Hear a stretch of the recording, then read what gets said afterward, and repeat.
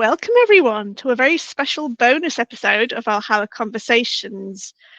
And this one is all about the lovely artist Sam Flegal, who's a returning guest to our Great Mead Hall of the Gods, because he has got a very special and exciting Kickstarter that is now live, that is now receiving funding, and it needs you, dear viewers and listeners, to help it reach its end goal, because he has done some marvellous meditation and indeed artistic translation of the original Lokasenna, which is the oldest poetic verse featuring Loki himself doing what Loki does best, insulting everyone else and just being a general kind of like rogue, if to put it politely. So welcome, Sam. I love that. What a delightfully British way of describing Loki as a rogue. I love it. Thanks for having me.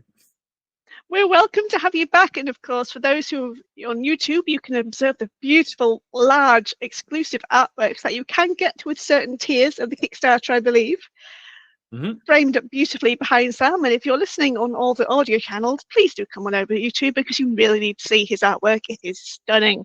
It is ink blobs and line art. Is that the correct way of describing it?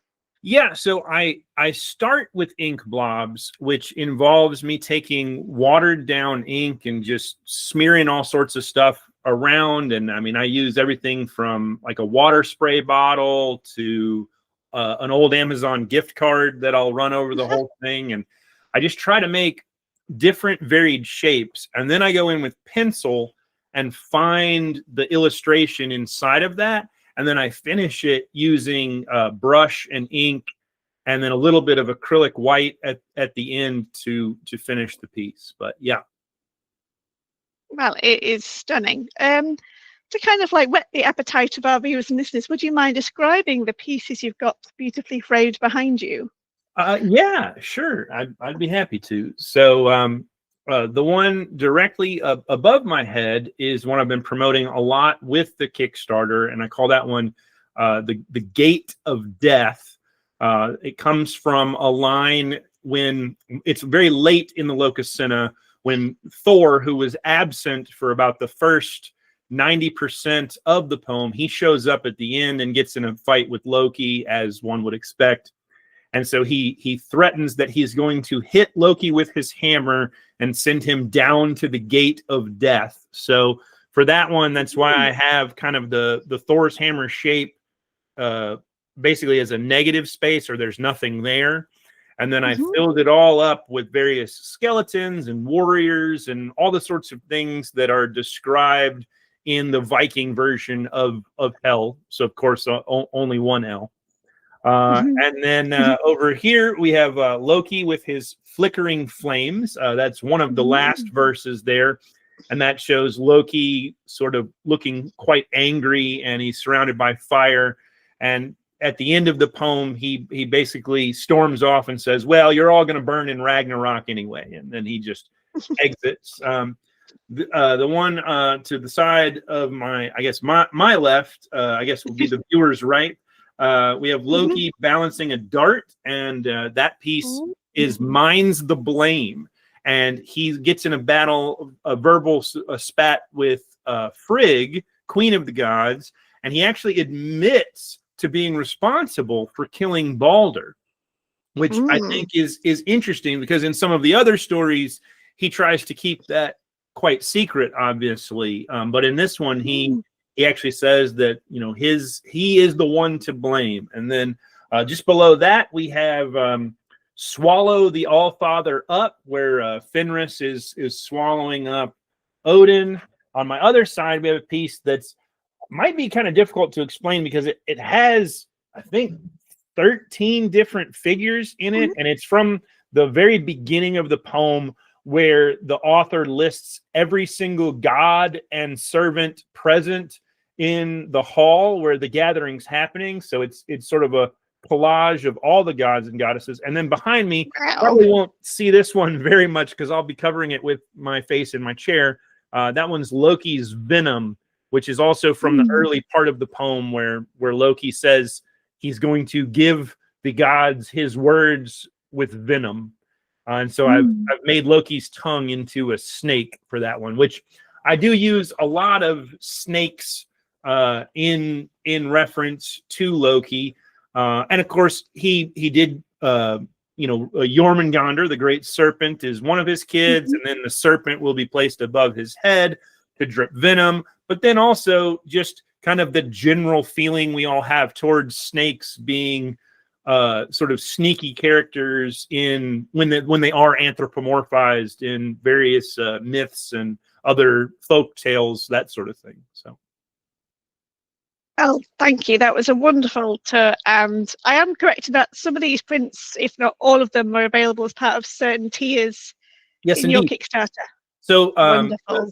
The Gate of Death I have as a print, and the Venom I have as a print as a part of the Kickstarter, and then several of the originals are also available. And for anyone who has been following along, if there's original that someone's interested in, they just need to reach out to me. I'd be happy to create a special tier for them if there's a particular piece they want to ask about. Some of the Lokasenna pieces I've sold at various events throughout the last year too, but I still have a whole lot left. I mean, I created over 60 drawings for the book. So yeah, there's a lot.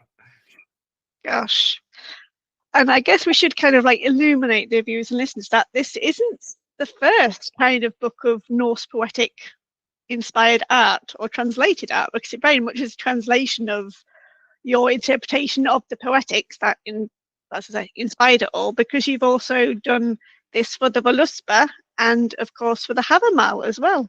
Yes, indeed. The Hávamál was the first, and it started with my own personal journey. I wanted a reason to learn the Hávamál, and I knew if I did drawings based on the poems that's just the way my brain works. Is even in school, I would often draw in school, and teachers would sometimes get mad at me, but my grades would often improve because I could listen to the teacher while I was drawing, and then my memory would be more locked in. So I was better at recalling information if I could associate it with a picture.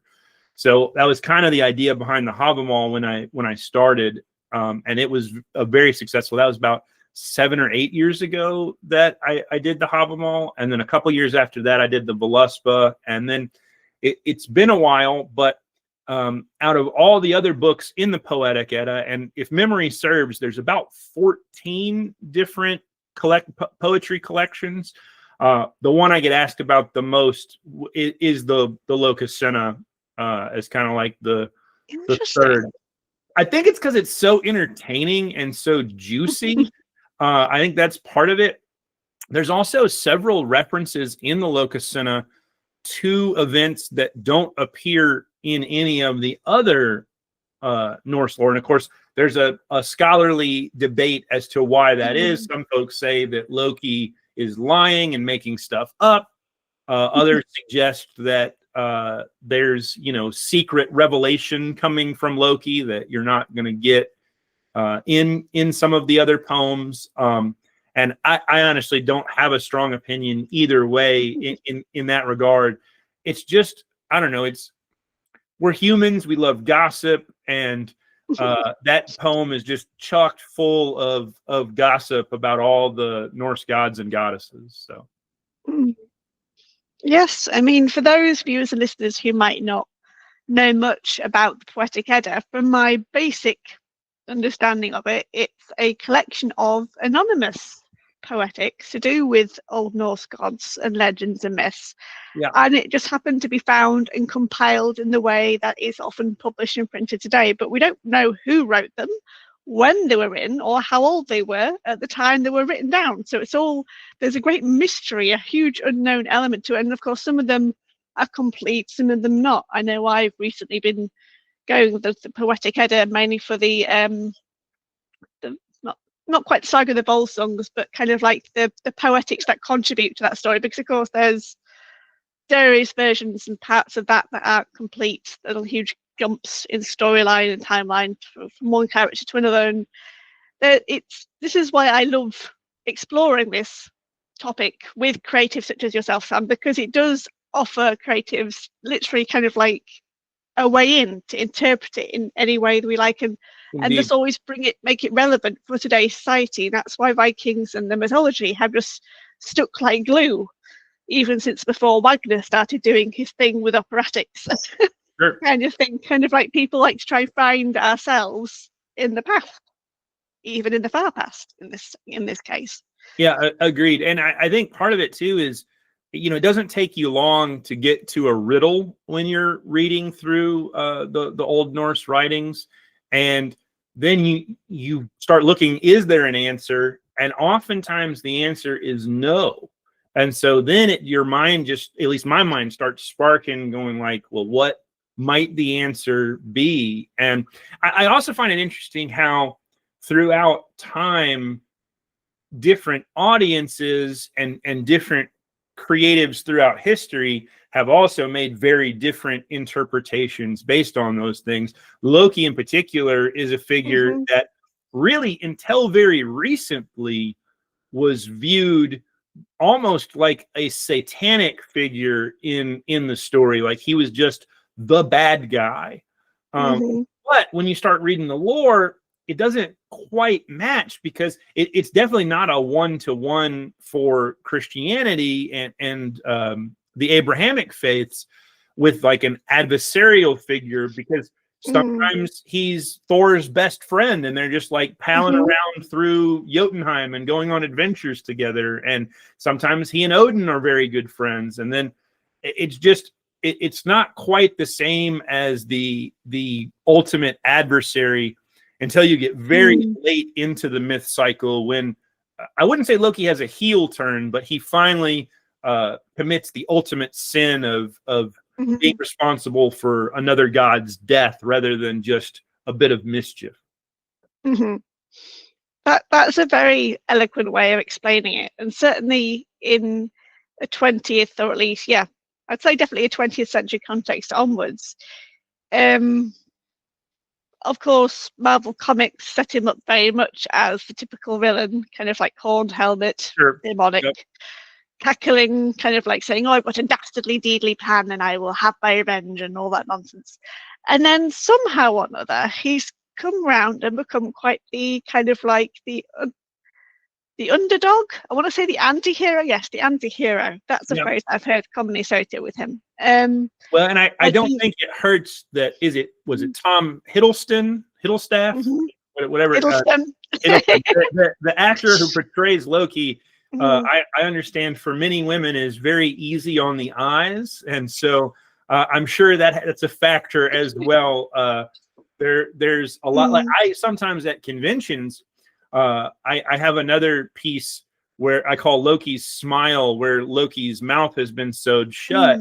And people will say, well, this doesn't look like Tom Hiddleston. And I'm like, well, I mean, because it's not, but, oh gosh. Yeah. But, to your average person, they hear Loki, they think Thor and Marvel, and that's, that's it. But anyway, a lot of people don't like that piece. They don't like seeing Loki hurt, which I think is interesting. Because I mean, obviously in the lore, he's hurt quite a bit. And throughout the Lokasenna, when I depict Loki, I typically depict him with the scars on his lips. And that's because I try to think of these things somewhat chronologically. And so that story helped to create Mjolnir, Thor's hammer. So if Thor has Mjolnir, then in my opinion, Loki already has the scars from that particular incident. So that's a very good point, because he does certainly turn up a lot in a lot of the old stories and adventures. Of course, there are many that don't involve Loki. There are just some about Thor. Like I can remember reading the one where Thor is walking by a riverside, and a mysterious figure turns up on the other side of the river and just starts throwing abuse at Thor, as you do. And it just turns out to be Odin. The reader knows it's Odin, but Thor doesn't realise it's Odin. I'm that's a very weird father-son relationship going on there.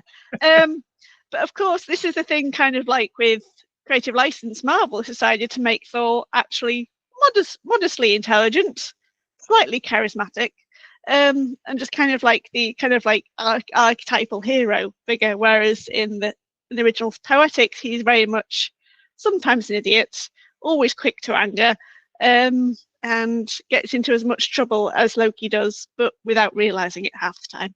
Yeah, and also typically known for drinking and eating such a massive amount that when you look at older illustrations of Thor from, I'm thinking of I think it was Arthur Rackham who did the illustration. Thor has often got a bit of a belly on him in some of those older interpretations as well, and even some modern interpretations. Once you get outside of Marvel, Thor is very much like, I don't know, in America, I'd imagine him as like, you know, the beer guzzling, football loving big guy that everyone really likes, but also doesn't want to piss off. Yes. I mean, that reminds me kind of like when the God of War series started going down their Norse arc, which I've always been curious about, but I don't have a PlayStation. So I've just observed from afar, basically. I watched my brother play a little bit of it, and he was mainly defeating all the Valkyries, which was another interesting interpretation. But I know when that was just about to come out and they revealed what their Thor looked like, he was a very rotund, a very round, big beer-bellied, as you say. And there was a huge divide along the internet, kind of like, that can't be Thor. Yes, it is there. It can't be, but it is. But it can't be, but it is. Indeed. So yeah, certainly kind of like in terms of Loki's depictions, I remember during my years as a college librarian, one of my students who was very popular and often a good reader, she also had a bit of an interest in Norse mythology, and she did an extended project, which is similar to doing a GCSE, but on a subject of your own choice, about the representation of Loki in the Icelandic sagas compared to himself in Marvel. Because, of course, there is some old artwork, but it's often 12th century, 13th century, often to do with the Icelandic sagas more than the Norse poetics. And it does make him out to be kind of like a sneaky, cunning, almost weasel-like figure. Because I can remember him having a very distinct hat, which I thought, oh, he's actually wearing a hat, which is interesting. Not horns, just a hat, because he's depicted as a common man type figure. Yeah, absolutely. And I definitely lean into some of that. I mean, if Thor's going to be big and burly, then Loki needs to be thin and lithe, in my opinion, kind of a wiry figure. There's also the connection of Loki with fire. And so I do that by having Loki's hair almost being like a little wisp of flame coming off the top of his head. And I often show Loki as red-haired, but I don't know that it ever, other than, I mean, Thor obviously is red-bearded. That's stated several times. I'm not aware if it actually discusses Loki's coloring. And of course, even the connection to fire is one of those things that's largely comes from when he gets in the battle with Loki. And of course, Loki means fire in Old Norse. And so it's hard to know if there was a connection truly between Loki and fire, or if it's just that the name sounded similar. And so much like we enjoy puns now, perhaps there was a connection there where it was just something that was amusing. And so it was included in a story because of the play on words. And I mean, obviously the Vikings quite enjoyed, wordplay and wordsmith. I mean, even the Lokasenna itself means the flitting of Loki, and that's Flyting, which I'm sure you're aware of, but just for everyone listening, is that's the verbal battle where in the hall after dinner and probably with several rounds of drinks, men in the hall would have these verbal poetry battles. And I actually, the modern example I like to think of is the epic rap battle of modern. It's two guys sort of slamming poetry at one another in a clever way where they're trying to twist words but also make the other person look like a fool or look poorly. And that tradition goes back. There's references 1,000 years ago or more to that sort of thing. And so I don't know. I think that's really neat. And then that's of course the style of the Lokasenna is it's once you get into the poem, it breaks down to Loki says something nasty. One of the gods or goddesses says something about Loki that's nasty, and then they just keep going back and forth. And each little section breaks down into about 4 verses typically, where Loki starts it off, then somebody responds. So let's say if Odin responds, well, Odin only gets 2 verses, and Loki has 2 verses insulting Odin, and then someone new steps in to defend Odin or whoever is speaking, and then they get 2 verses, and it typically goes back and forth like that until you get to the section on Thor, and Thor, it's 4 to 6 verses depending on how you count it. But Thor basically just repeats himself, where some of the other gods and goddesses are quite clever. Thor's verses always start with "Unmanly ones cease, or the mighty hammer Mjolnir shall close thy mouth." And then the second 2 lines are always different, but those first 2 lines, and then he threatens to break Loki's bones. He threatens to throw him so far in the east that no one will find him.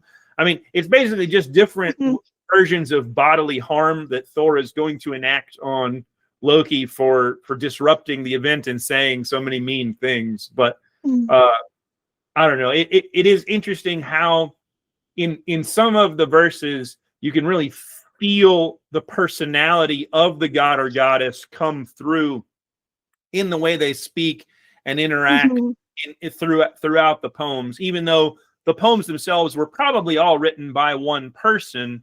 At least in the Lokasenna, not all of the Poetic Edda, but just this one section. Even then, you can see, I don't know, just the different personalities, and they still really come through even in modern translations.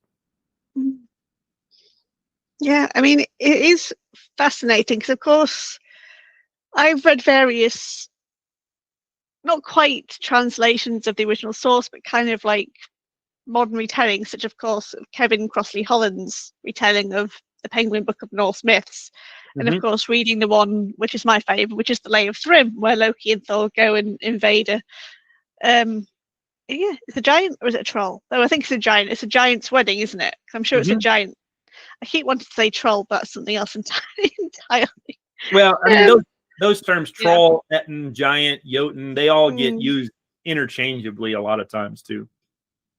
But yeah, because of course in the Lay of Thrym, it's Thor's hammers who's stolen, and it always makes me laugh when I first read it, because Thor basically wakes up thinking, right, Loki must have it. Where is Loki? And then it's like, Loki, where's my hammer? Loki's like, I don't have it. Stop hurting me, please. But I might be able to help you otherwise. And then, of course, they go ask Freya for a cloak, and she just absolutely gets enraged by the idea of lending her cloak to anyone. And then they actually say, well, actually, it's because Thor's lost his hammer. And she's like, oh, okay, it's that serious. Then it is. Yeah, I like that. My favorite part of that story is it almost reads like Little Red Riding Hood when they get to the wedding, and Thor's drinking, and the giant's like, Freya sure is drinking a lot. And then Loki's line is basically like, oh yes, she's so thirsty for your love. And it kind of keeps going along that way of Thor just being Thor, and then Loki making excuses. And I'm actually working on a piece directly about all that I call I think I'm going to call it Thor's Wedding. Is the name, but it's actually I've always wanted to do a piece of Thor in a wedding dress. Oh yes, it's got to be done. It's got to be done. And then but it's at the point where there's going to be a bunch of dead giants stacked up behind him, kind of thing I'm working on. But anyway, Oh well, I will look forward to seeing that when it's done. I haven't posted too many places. I have posted the initial sketches for that one on my Patreon. I tend to show a lot of work in progress and stuff that I like to be a little more finished with stuff when I release it on the wider social media, but my patrons over there get to see all the early working and behind the scenes stuff. And also for the Lokasenna, for almost, I don't know, 6 months now, all the drawings for the Lokasenna have been on my Patreon as well. So it's been interesting to interact. And the other thing that's fun is, like, some drawings did very well with my patrons, but then other ones are more popular when I release it on YouTube or social media. So I mean, obviously everybody has different tastes. It's just I feel like I've been doing professional art now for 15 years, and I feel like I've gotten worse at figuring out what people are going to like and which ones they're not. It just, I don't worry about it. I just make the stuff I think is cool and then release it to the world. But it's just always interesting to me, like, which ones people kind of latch onto and which ones they don't.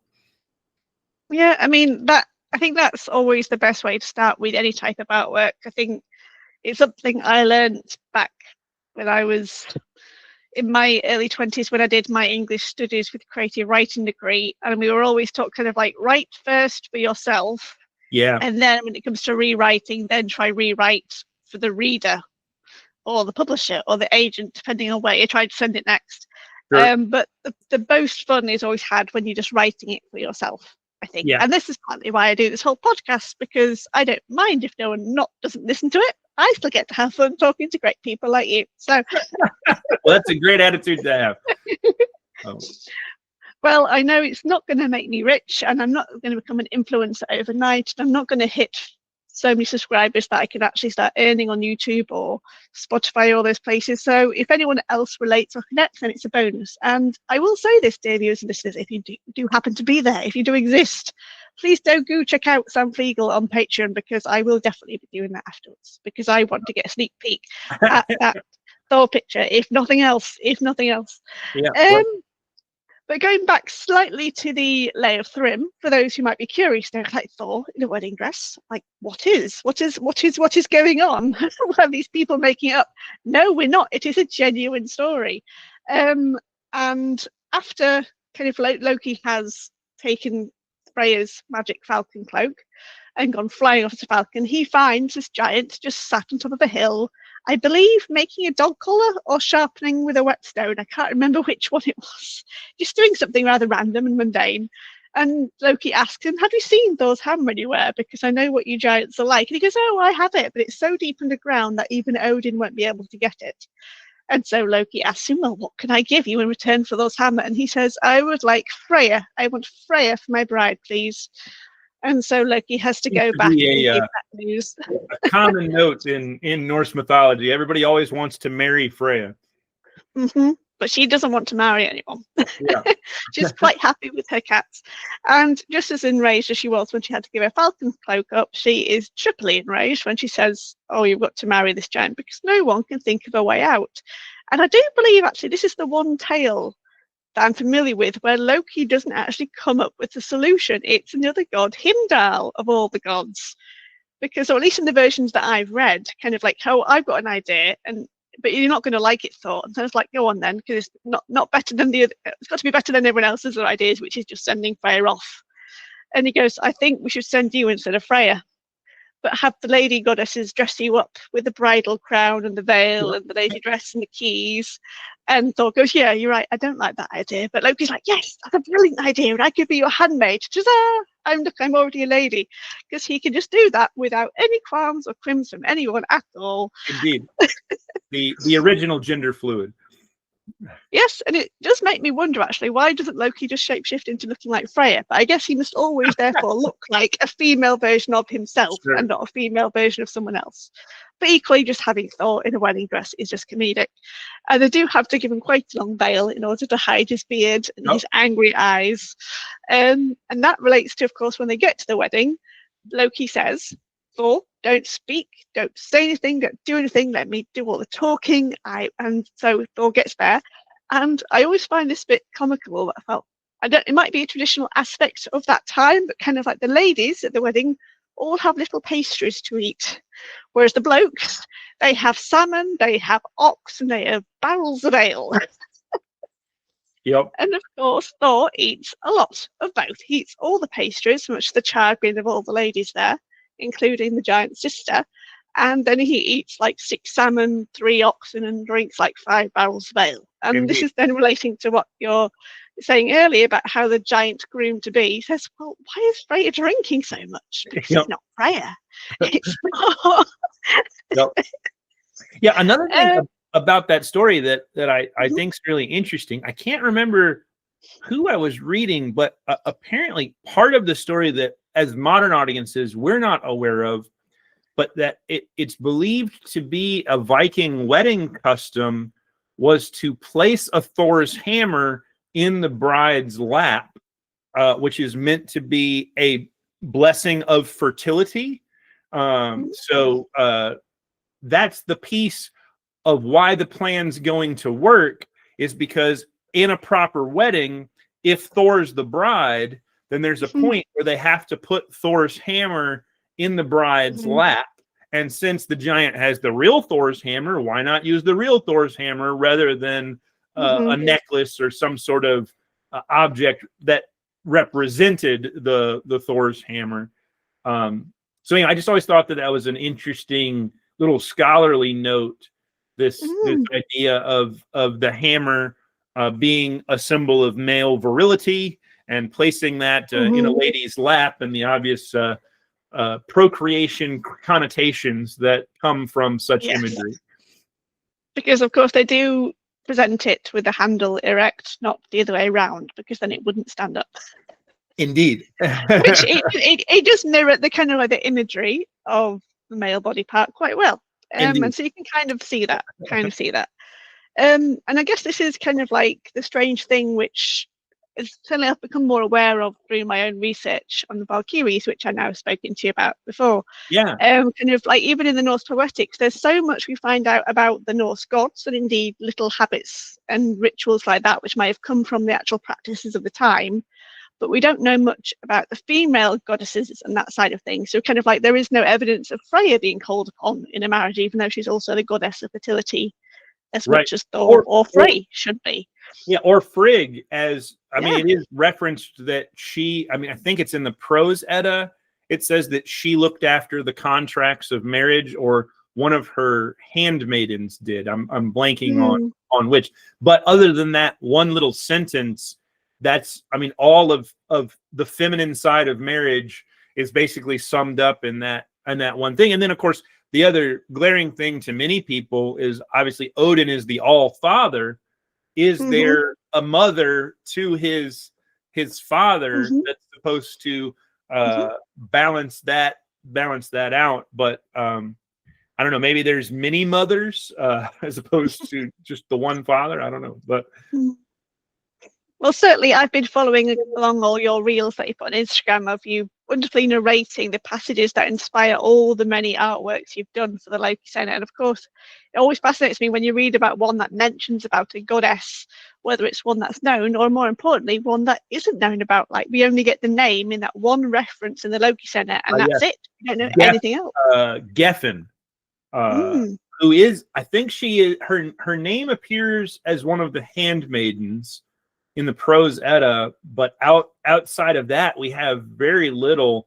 And in the Lokasenna, it seems to imply, I believe it references her sight and her skill with prophecy, which also brings to mind the Völuspá and the role of the vulva or the seer that, obviously was clearly, the prophecy and females, even to like the Norns, right?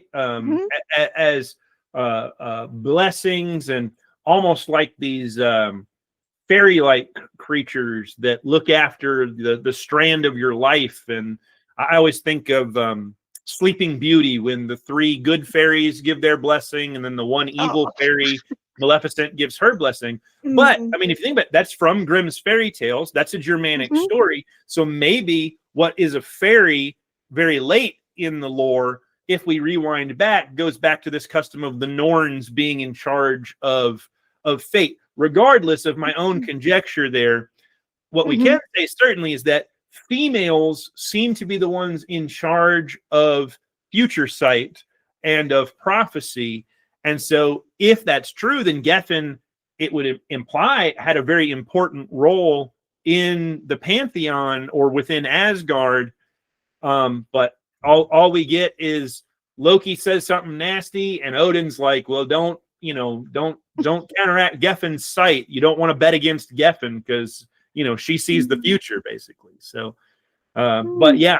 And then the other more common tactic Loki uses throughout the Lokasenna, specifically with all of the goddesses, is he basically just calls them all derogatory words that involve women who procreate or use their body too often in a sexual manner. And there's quite a range of insults there, but they all basically boil down to some version of their own promiscuity. Whereas the male insults usually come down to being unmanly, and then a debate, which, I mean, I suppose that does highlight something that may have been very important to Old Norse culture, is women were considered virtuous for their own sexual fidelity, and men were considered virtuous for how manly they were perceived by the other men. And it's not too hard to believe, considering how many other cultures also hold similar ideals, though it does challenge somewhat the notions that a lot of modern people have about, like, female Viking warriors and soldiers. And there's obviously a whole scholarly debate about all of that stuff that I don't know that we need to get into. It's just, I don't know. This is where I really get excited about the poems, is when you start thinking about the pieces and you realize at the root of it, it's just people, and that people have always been kind of the same, and that these people 1,000 years ago or longer were not all that different from us. The difference was just in terms of the technology that they had access to while they were alive. Yeah, very much so. That echoes quite strongly with a foreword written by the late Terry Jones of the Monty Python fame, because in our last episode, dear viewers and listeners, because it's coming out after episode 20, which is where I discover and explore the many versions of Eric the Viking, because he was more than just a film. I learned that he was a children's book, and it was a wonderful children's book. And I had the 30th anniversary version, and Terry Jones wrote that, because I didn't realize he was a medievalist, which is quite cool, having a comedian who's a medievalist. But he tried to get into the Norse sagas, but he found the term very dry, because it's always like, so-and-so was son of so-and-so who lived at such and such a place, who was also the father and son of so, and it goes on about lineage. And they did make a whole spoof of that in Njol's saga, which is a spoof of Njal's saga, if I can ever get the pronunciation right. But he says at the end of his foreword, because of course this book came out a couple of years before he died from dementia, I believe, or Alzheimer's, one of the two. He says kind of like it's heartwarming to find that these stories are essentially just people, no matter how far apart we are, and people are people no matter what era they're alive in. Yep. And he goes, good grief, isn't that good? I'm like, yes, it is, kind of thing, because it means that that humanity, no matter how evolved we are in technology, in knowledge, in ability to do things and transport and whatnot, you can have us all around the world be connected, and yet we're still all human at the core of it all. Absolutely. And I think there's also a fallacy of modern audiences to imagine that we're quite a bit more sophisticated than our ancestors were. And it really doesn't take much research at all to have that notion proved false almost immediately. That people were still worried about their families and money and making ends meet and fame, and will I be remembered, and are my children sick, or is my spouse well, and health, and just all the same things that normal adult people are concerned with in 2025. Mm-hmm. I mean, certainly in terms of the Lokasenna being the kind of like the epic round of insults that it is, I guess you could call it kind of like the Old Norse version of EastEnders, where there's a big spat going on between like the antagonists and protagonists of the cast, and they're having one of them big shouting matches before they start throwing punches. Because it is kind of like a verbal punch in a way. Yeah, oh, absolutely. Insults around. And I was certainly delighted when I started playing, although I haven't got very far in it because life and parenting robs me of playtime. But the Assassin's Creed Valhalla, which of course is set in 10th century England, and they quite often will have blighting contests, and you come across them in various settlements. Some of them are easy to do, some of them are quite hard because they give you a kind of a timer. As they kind of like, he says the first line, then you've got 3 options, and you've got to pick the one that matches the right beat or matches the right rhyme. It's fun. It's fun. I didn't realize that was in that game. That's interesting. Yeah, it's got a few nice things. Of course, there is some artistic license taken. Sure. But yeah, even just the fact that there's an accurate historical reference in a modern video game, I mean, that's cool. That they clearly did some research before they created that game. And I mean, I don't know. I think many cultures have their version of the cut down fight. You know, I mean, I think of well, not just in America, but England is famous for this too. But like the comedy roast or roast battles, where 2 comedians will go back and forth, you know, lobbing insults at one another, and then. It's even a thing that's judged, and there's, you know, shows where people win prizes for being the best at insults, and you know, all of that kind of stuff. Which also leads me into, when I imagine the Lokasenna, I like to imagine it having been performed as a play. Oh, yes. So if the structure of the Lokasenna, there's a prologue, which is a bit of prose before the poems start. And then there's 66 verses that include a wide cast of characters. And then it ends with an epilogue that sort of wraps the whole thing up. But it's very easy. You'd only need a cast of around 14 to 16 folks. And obviously the most important character would have been Loki himself in this particular play. But it's easy to imagine it being performed in a great hall after a meal in front of a fire, and, you know, just having the different people recite the poems. And I imagine, you know, with certain ones, just like with a rap battle or the roast battle, I imagine after someone's done speaking, you hear the ooh, or, you know, like people would laugh because there's parts that are funny, and there's puns in there too, of like wordplay, and some of that's lost in the translation.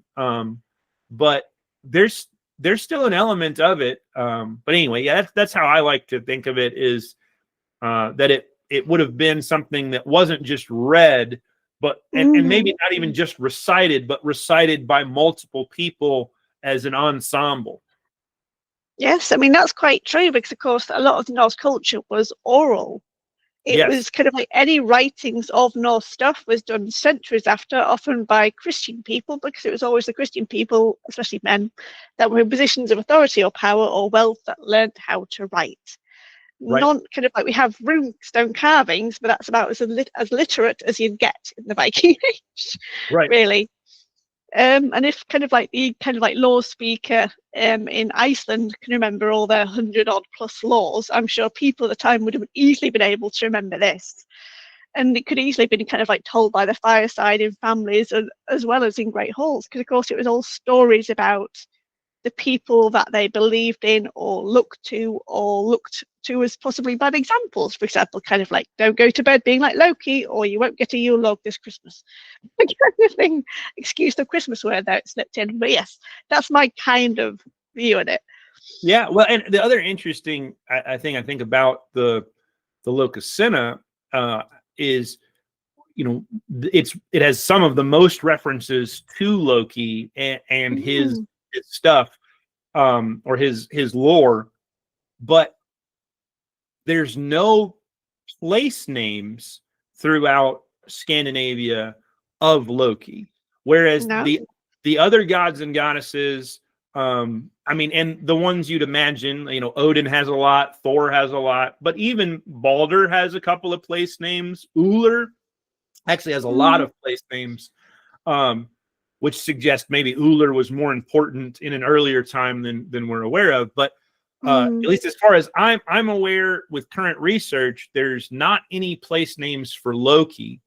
And so one of the theories about that is that there may not have been worship of Loki in the same way that we think of the pagan worship of, certainly Odin, but obviously Freyr. There's, statues and references there, Thor, and several of the goddesses as well, especially, Frigg and Freya.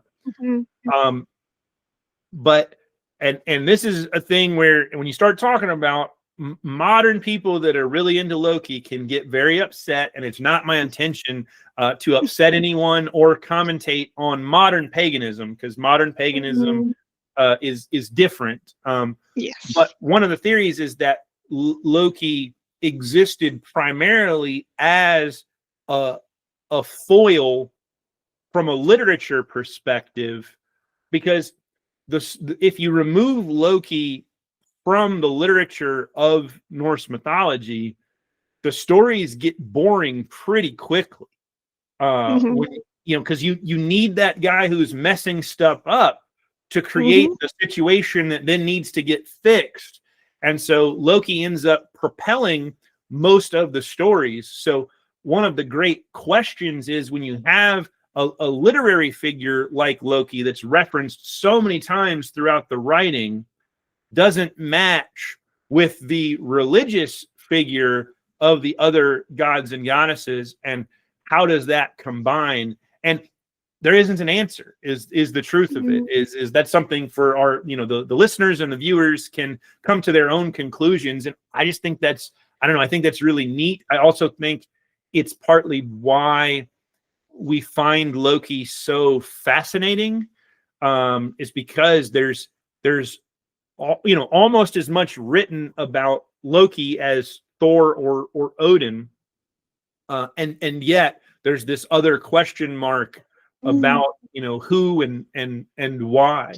Now it's less surprising to me why modern audiences find him so fascinating, because modern life, morality is less black and white in that sense. But and part of that's because, at the root of the Norse stories is tribalism. It's the tribe of Asgard, even versus the Vanir in the beginning, but also versus the Jotuns and the outsiders. And so we heck, we're talking across the pond, as folks say now, but I don't think of like the American tribe really. Like if I had to imagine my tribe, it might be my family, but it certainly isn't all of the massive place that is America, right? So I think that's why, because we are so much more complex in terms of our interpersonal relationships, and maybe complex isn't even the right word. It could just be confused.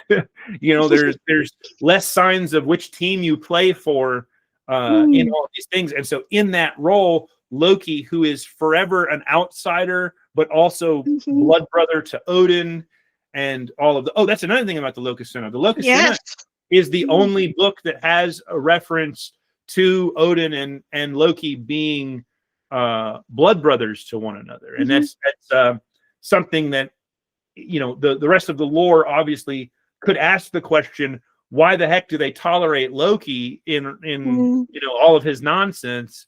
But if the Lokasenna is correct, perhaps that answers that question. Or again, maybe it was just one author wanting to answer that question because there wasn't an answer elsewhere.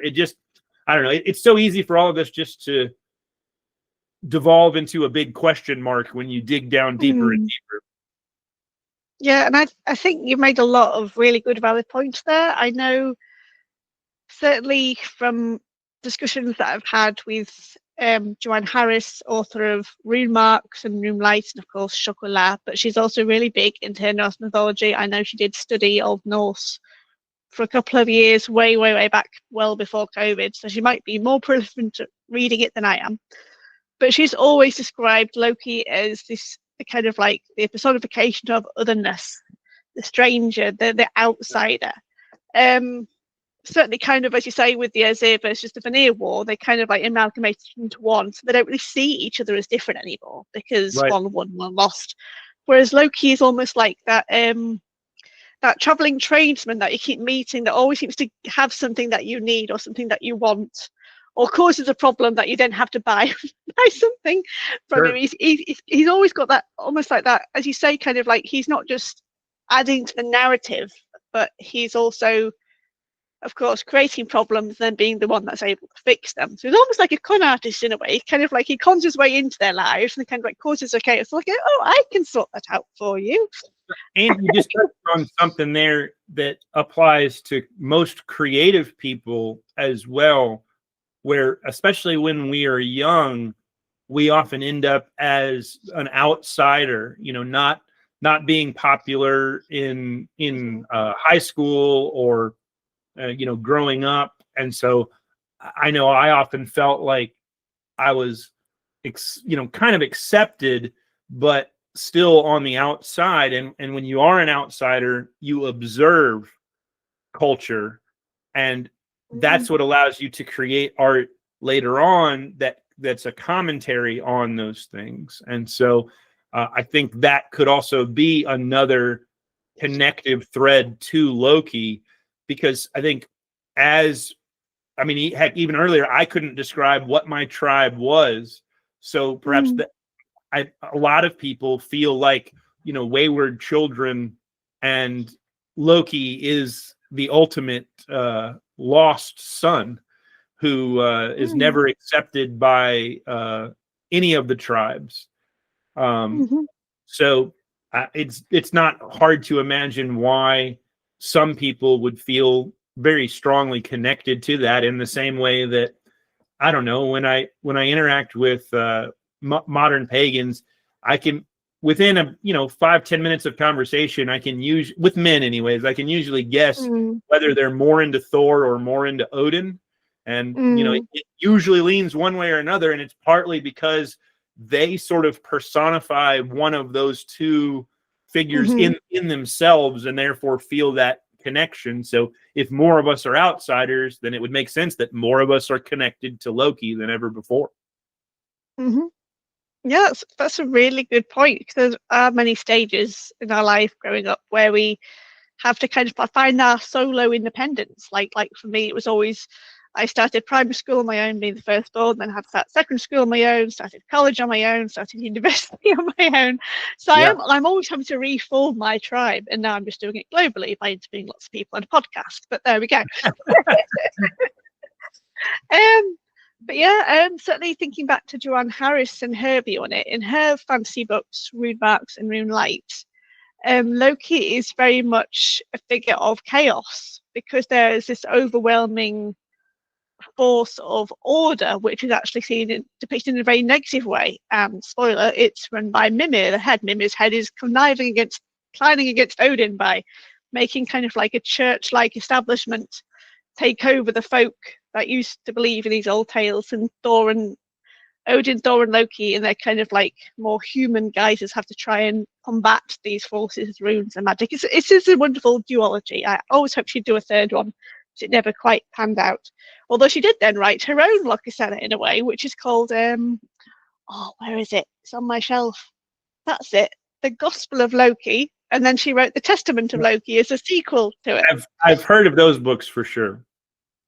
They're a really good read. I think it's certainly interesting because the way it's all written is in first person. So it's Loki speaking from the word go. And of course, Loki speaking but it's really Joanne Harris speaking. They kind of discuss how history can be interpreted as his story. They're kind of like you need her story or my story, which is a mystery, which I thought, oh, that's a really clever play on words and really reflects about Loki's actual figure. That it is a mystery. No one really knows which side he's on. No one really knows his motives, his goals. And I think that's really been explored a lot in certain modern media, such as kind of like the Loki series, which I've only recently binged a couple of weeks ago and absolutely loved. And I hope he comes back somewhere in the Marvel universe, because I think that'd be brilliant. But of course, what other ones was I going to say? There was another animation series that came out last spring called Twilight of the Gods. Twilight of the Gods on Netflix. Yeah. Yes, the Loki in that series, I was very impressed with that depiction, because that presented him with a whole different motive, a whole different side. And there's a whole episode when I think they are in Ulla's head, because Ulla's head is a magical minefield basically, and they keep seeing each other's past and regrets. And Loki's is all about his kids, and I thought, gosh, he's never actually been focused on as a father character, and that he's not wanting to kill Odin out of spite. He's wanting to kill Odin because he knows Odin will do all these things to his kids. And I thought that was really, really fascinating. And I was quite impressed with that take. I don't know if it'll ever come back for a second series. They kind of left it on a really odd ending. But again, there's an episode of that, me reviewing it with some other guests. So if you want to go and listen to viewers and lessons, please do. I'll go watch it first on Netflix and then go watch that episode, just so you don't spoil it for you. But I really enjoyed that series. It has a lot to say, and especially, of course, about Thor, who is depicted as an antagonist more than a hero character. But yes, Loki. There is one thing I wanted to bring up, because I thought this will wow everyone who's watching and listening. It'll be their fact to drop next time at the dinner table with their mates or in the pub. There's a wonderful bit in the Lokasenna where I can't remember which god or goddess referred to. I think it might have been Odin or Heimdall, one of the male ones, that they tell about Loki being a milkmaid. Yes, attending a cow for so many years. Please elaborate on that for us. Yeah, so that drawing was super fun to make.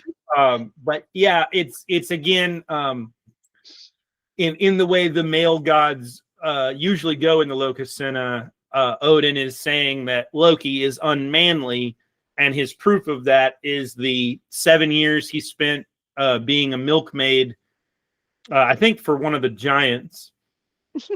And that's it. He references it in a way that implies there's a much bigger story, and it's stated so matter-of-factly that the audience surely was aware of this other story, that it would be so commonplace that there was no need to explain it.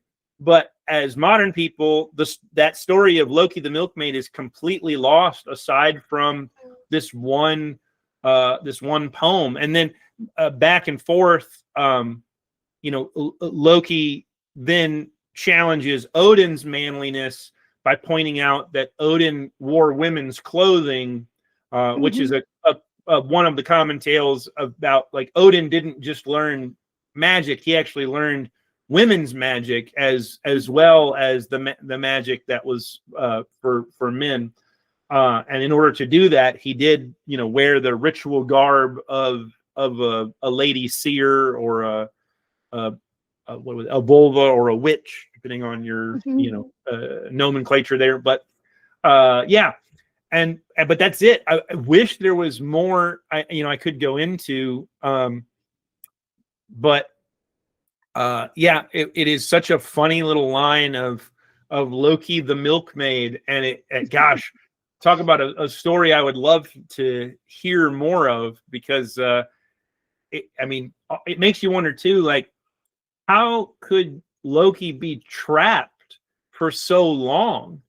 Because he's a shapeshifter, and he's doesn't he have like shoes that let him fly or something too, or he has some sort of magic slippers, if I remember correctly, and he could hide or turn invisible, or even, I mean, in the Mjolnir story, he turns into a fly or a gnat, and he, you know, bites the dwarves that are making the hammer.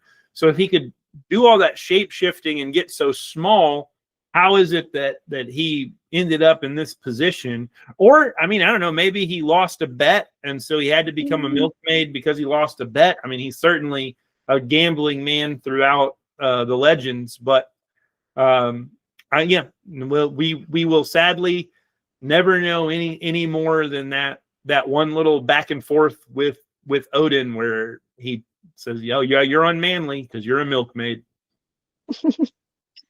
Well, it certainly makes me think, because like we've discussed the Lay of Thrym, where he very clearly changes his gender and his shape and form. Right. And so with this milkmaid story, because he doesn't say kind of like milk servant, which could be more ambiguous, but he says milkmaid, which is definitely the feminine word. So it's kind of like, are those two really the only references of Loki changing gender that you've come across? Because they're the only two that I can think of off the top of my head. Because I don't think in any of his other adventures he changed gender. Yeah, he does one other time, and you're gonna know it the minute I say it. He turns into a female horse. Because gosh, yes. Yeah, sorry. So, yeah, that's why I used the original gender fluid term, because Loki's always turning into a lady to solve problems when it suits him. So yeah, he turns into the lady horse to get the other horse lured away, and then ends up giving birth to Odin's horse Sleipnir. So yeah, I forgot. It's because I was thinking more in Homo sapien terms more than animal terms. But yes, you're quite right. It's a female horse, not a male. Yeah. Oh. Yeah, in heat, a female horse in heat. So.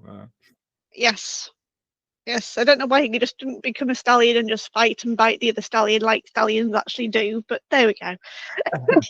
Hindsight is a wonderful thing, and you're not the person involved. It can't really be useful for anything.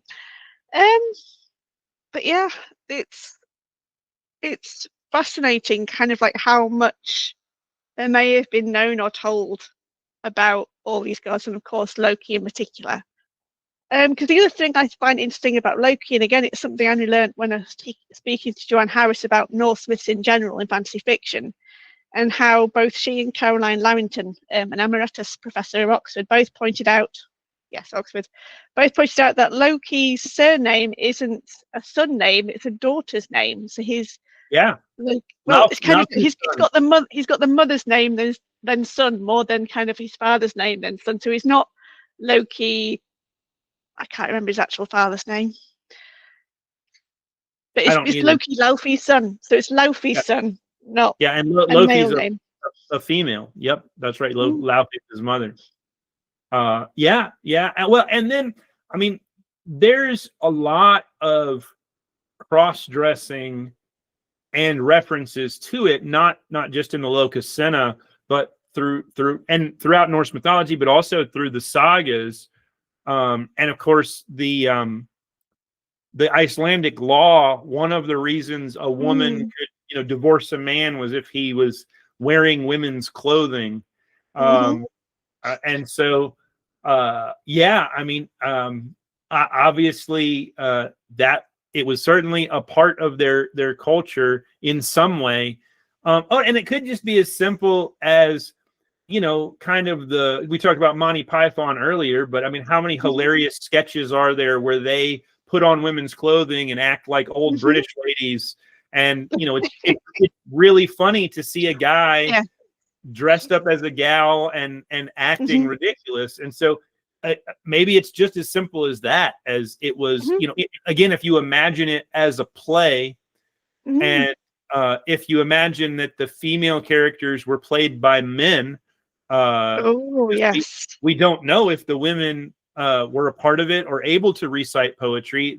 But we know in other cultures, I mean, certainly in Chinese culture, or I think Japanese culture, a lot of the Asian cultures had the tradition of, certain female characters being portrayed by men who were wearing, the various makeup and all of that stuff. And who knows? What we do know is that there's a lot of references to men and women's clothing.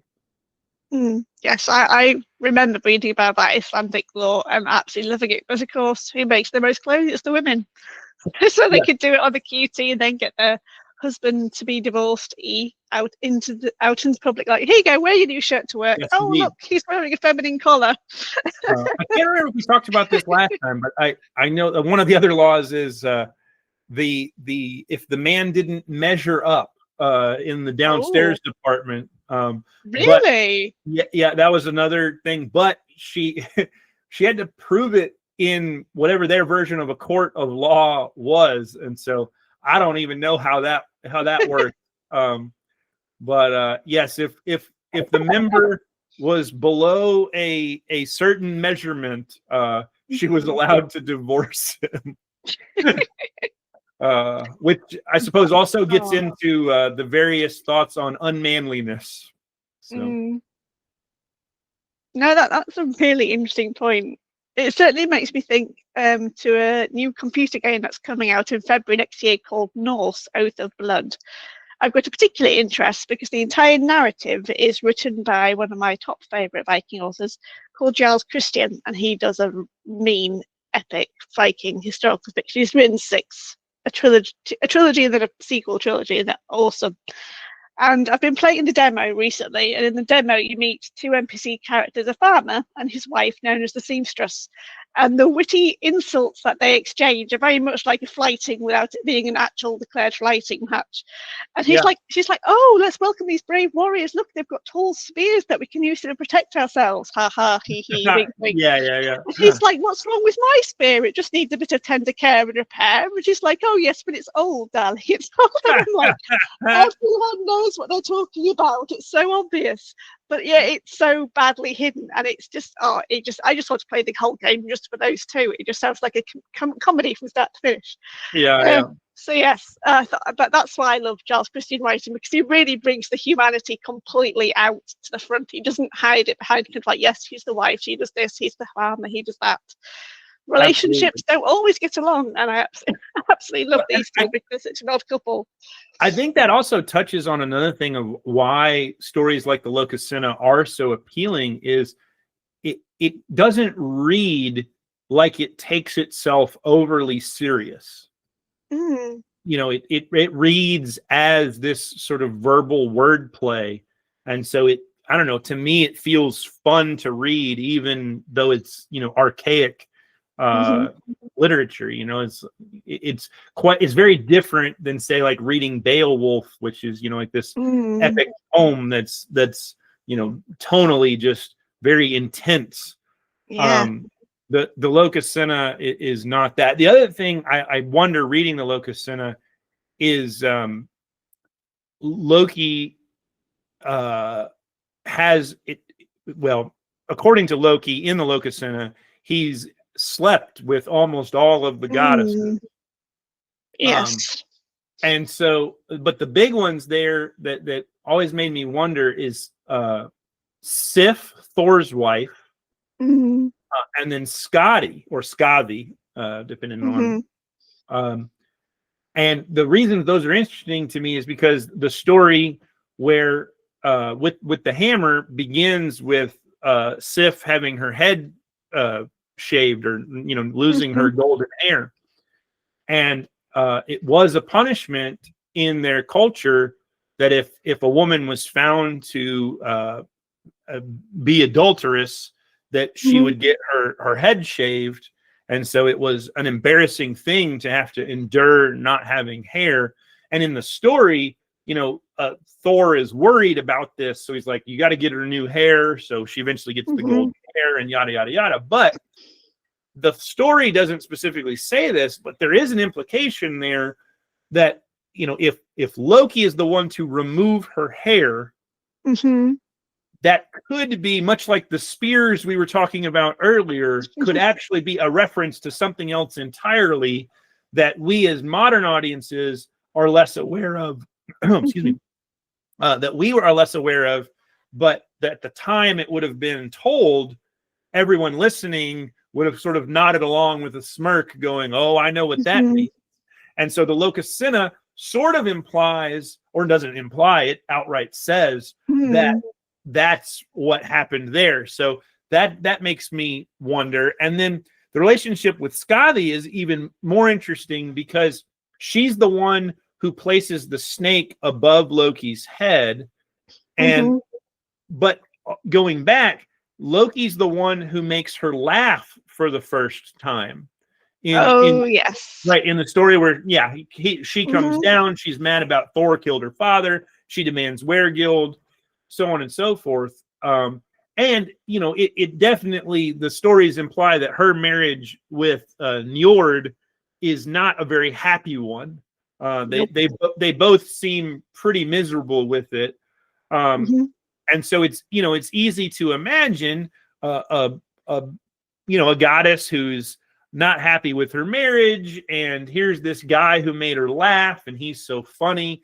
And I don't know, there's something about the Skadi and Loki connection that the Lokasenna implies has a much deeper thing there.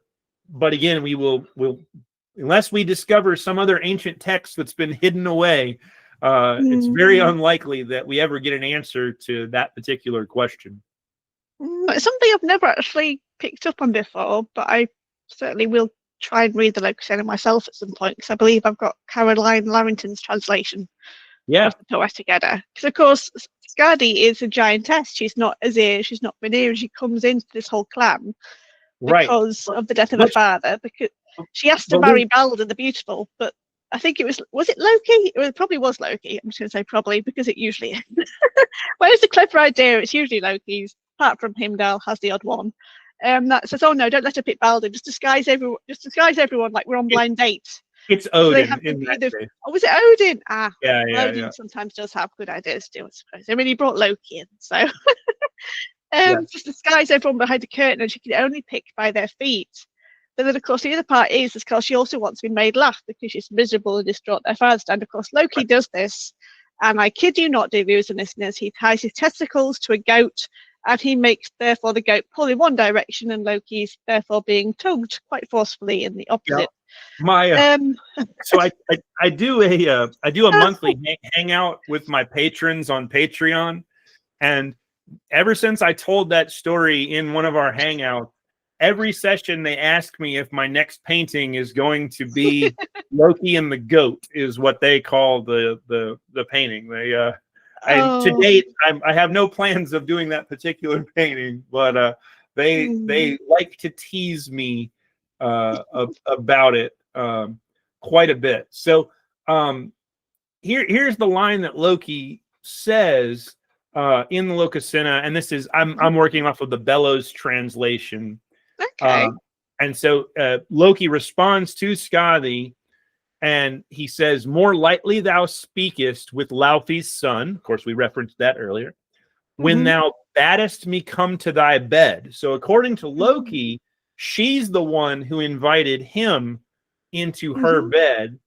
And he says, "Such things must be known if now we two shall seek our sins to tell." And so after that, Skadi backs away, and Sif steps forward to defend Skadi. But anyway, I mean, there's clearly something there. But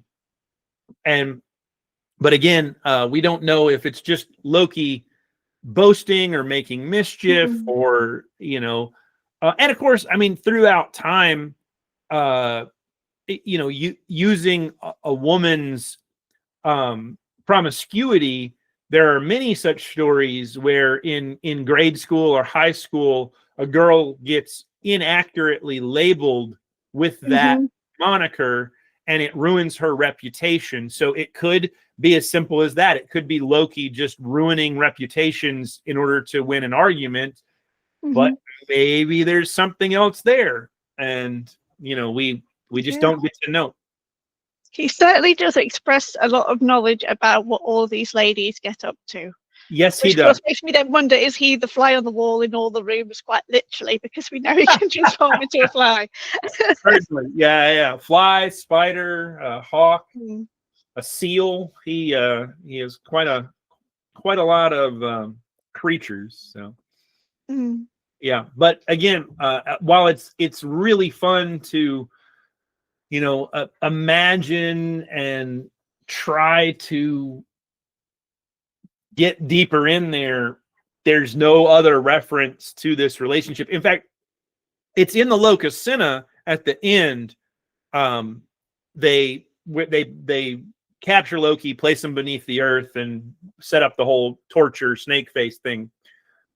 I think it's only in the Lokasenna that it references Skadi being the one to place the snake over his head.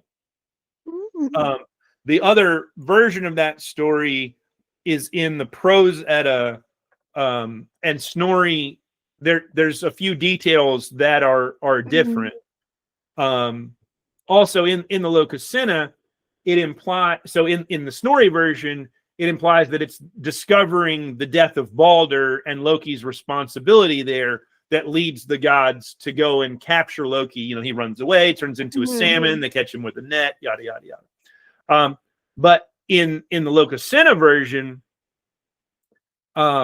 it's because they're so mad about everything he said in Aegir's Hall during this battle of wits that they just get fed up with him. But also in the Lokasenna, as I mentioned earlier, he does admit to killing Balder. So again, with mythology, it's a little in and out. You never quite know which myth happens before. But what we do know is that Thor has Mjolnir, so it's after that story, and they reference Balder being dead, and Balder is not in the Lokasenna. He's not one of the gods gathering. So it would be easy to imagine that it happens after that event. So if all that is true, then the Lokasenna happens quite late in the myth cycle as it exists.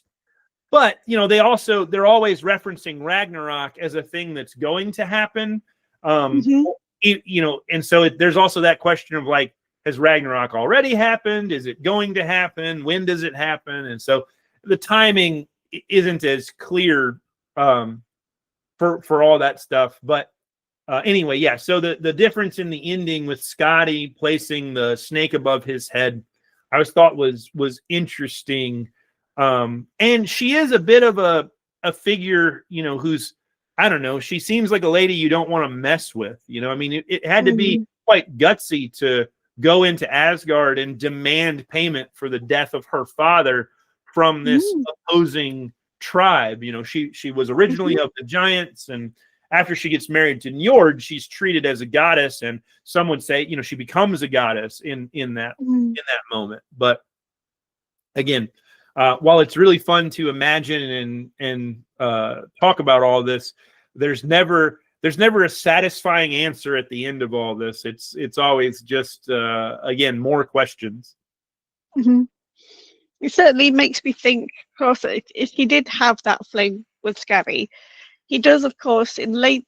I'm more familiar with it kind of like being from the Prose Edda more than the Poetics. Of course, he then eventually has his fling with Angrboda, or some people say she's also Gulveighed, but with a different name. And of course, that's how he has his monstrous children, Hel, who's half dead, Fenrir the wolf, and Jormungand the serpent. But he does also have an Azir wife, a much forgotten wife called Signy, or Sigyn. Yeah. Sigyn, I think, not Signy. Sigyn, yeah. Sigyn, yes. Signy's from something else entirely. And he has two sons with her. Right. Yep. Who is that? Is it Vali and Nari? Is it Nari? Yes. It's Vali at the and end. Nari. That sounds right. Narfi. Narfi. Narfi. Yeah. And the bowels of Valley are used, and Narfi's the one who gets turned into a wolf, all while Sigyn has to look on, which I've actually almost over a decade ago, I was commissioned to do a full oil painting of that scene, which is when I first researched that. So on my website, fatefulsigns.com, if you click on the Viking art section and scroll down, I have a painting called The Binding of Loki that shows the whole scene. And I have Sigyn standing over to the side holding a bowl, and Odin is pulling a knot into the intestines, and Thor is holding Loki down. But Skadi is in the background placing a snake up into the ceiling there. So yeah, it's an intense scene.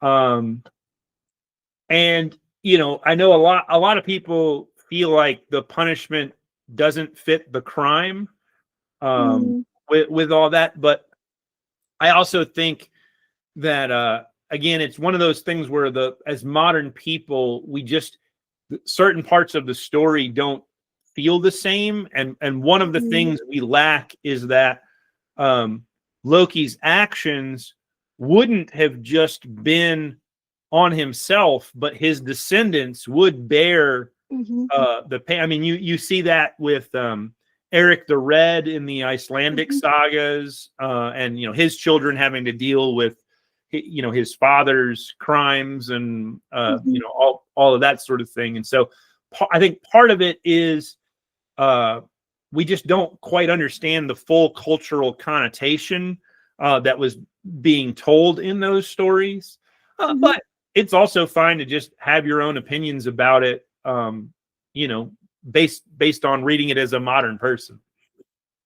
Yeah, I mean, that's true. I mean, I've actually got a book on my shelf from Flame Tree Press called Loki, and it's their kind of like old myths, modern tellings, and it's half a huge info dump about Loki's mythical origins and his adventures and what he represents, what he doesn't represent, etc.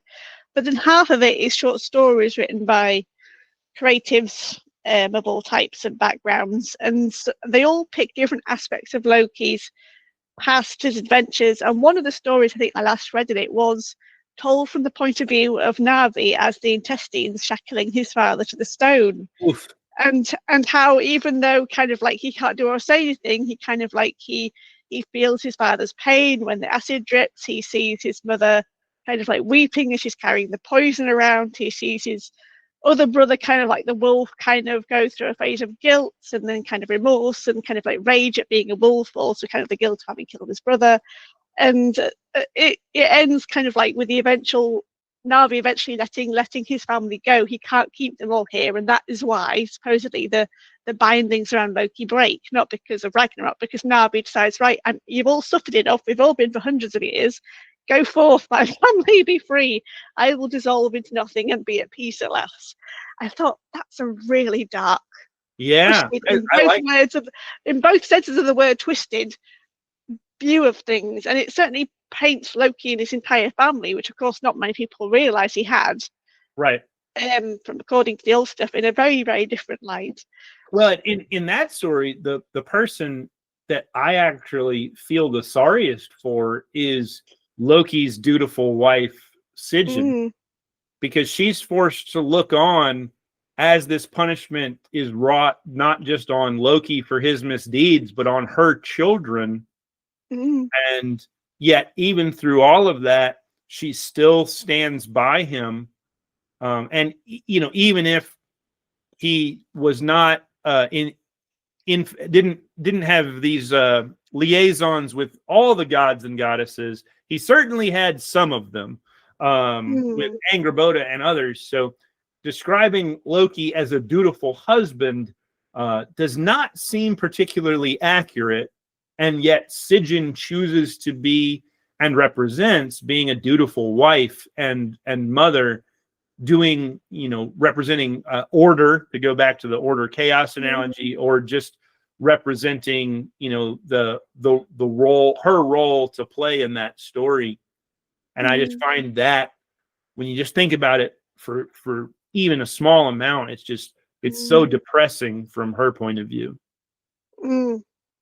It is. I think I've only ever come across one author who's written a whole fantasy duology, actually, about her, which is Kat Rector, and her first book is aptly titled The Goddess of Nothing at All.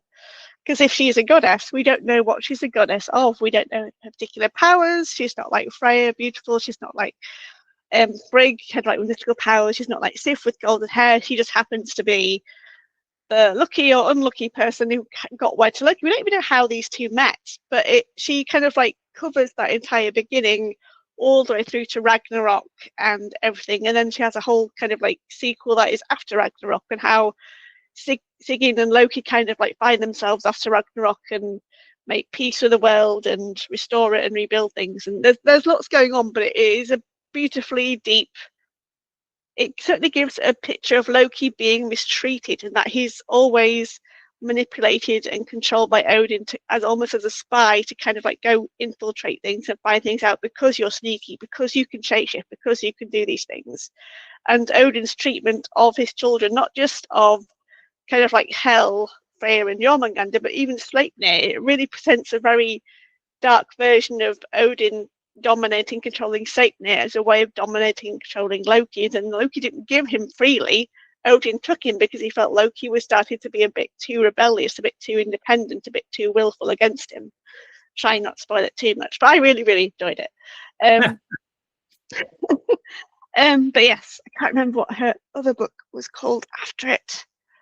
Oh, what was it? It's always funny when you look back at your bookshelf, it looks like you're looking deep into the mead hall. Yes, I wish my bookshelves were as deep as this mead hall. If you join me on YouTube, dear listeners, you will see my beautiful virtual mead hall. But yes, my bookshelves are further behind me, but they're not near enough to be a nice backdrop. Otherwise, I'd be right in front of the doorway, and I'd be waking up my 5-year-old, which wouldn't do anyone any good. But yes, Epilogue of the Lost Gods is the sequel to The Goddess and Nothing at All, and I do recommend reading that if anyone wants to find out more about Loki in a modern view context kind of thing. Of course, it's set in a fantastical world, but it was really well written. And of course, there's always Joanne Harris with her Gospel of Loki and the Testament of Loki. And Loki also features in Rune Marks and Rune Knight. But there's quite a number of books that feature Loki, surprisingly. Sure. Well, I wonder if that goes back to what we were talking about earlier of why so much is written about Loki is because authors really like Loki. Perhaps it was true for our ancestors 1,000 years back, just as much as it's true for modern writers. Quite possibly. I mean, it's certainly, I guess, as you pointed out, we don't really know where he came from, how he met Odin, where he became involved with Aesir, why he never left, how he became a milkmaid for so long. Yeah. There's so much we don't know. And as I remember saying at the start, this gives you, as creatives of all different types of mediums, free reign to kind of like reposition, re-angle, look at it from a different point of view, and help also connect it to the now, to kind of like a past that can seem so far and so foreign at times, and yet have that connection ring so true on so many levels. Gosh, we could go on and on and on, but I'm aware of the time and how long our dear viewers and listeners are probably sitting heard the word Loki. Don't try taking shots if we say Loki 30 times. You wouldn't last half an hour. But that would be a fun drinking game and probably quite Loki-esque if I must say. But please do go support Sam Flegal and his wonderful Kickstarter and his wonderful art. And even if you don't on the Kickstarter, go give him a few quid or a few dollars or whatever it is on Patreon, because it's worth it. His art covers more than Loki. He's got some fantastic work. I mean, I remember when I last interviewed you, you gave me a beautiful sneak peek of the new Valkyrie print that you did with her beautiful kind of horned headdress and the blade against the man's throat. And if I could have that, if I had the wall space and had the money to afford it, I would. But alas, I can't. So it's just kind of a wannabe wish list. If I ever get to Becky Cave. Well, because I would love to have actual stuff behind me and not just a virtual backdrop. But there we go. Well, for folks listening, if you search for Lokasenna on Kickstarter, you'll find it. I'm sure Becky will share some links as well. It's called the Illustrated Lokasenna, and it's going to be funding now through December 11th. At the time of this recording, we're at 75% funded, so we're getting very close to reaching the funding goal. So it seems like it's going to be a real book. So fingers crossed. Here's hoping. Mm-hmm. Yes, but, we still need people's help. So. Yes, and like even if you don't support it, send it to your friends, because if you like Vikings, if you like Loki, if you like Norse mythology, you should give this book your attention, and definitely give Sam's art and Sam himself your attention, because as you can see, he's a lovely guy and a beautifully talented artist as well. Oh, yeah. You're very kind. Thank you. Oh, well, thank you so much for joining me back in Valhalla, and I wish you best of luck with the Kickstarter, and I'm sure we will have you on again soon, whenever the new variant of Loki emerges in modern media, and we can do another dissection and discussion. Sounds great. Thank you so much, Sam. Thank you. I appreciate it.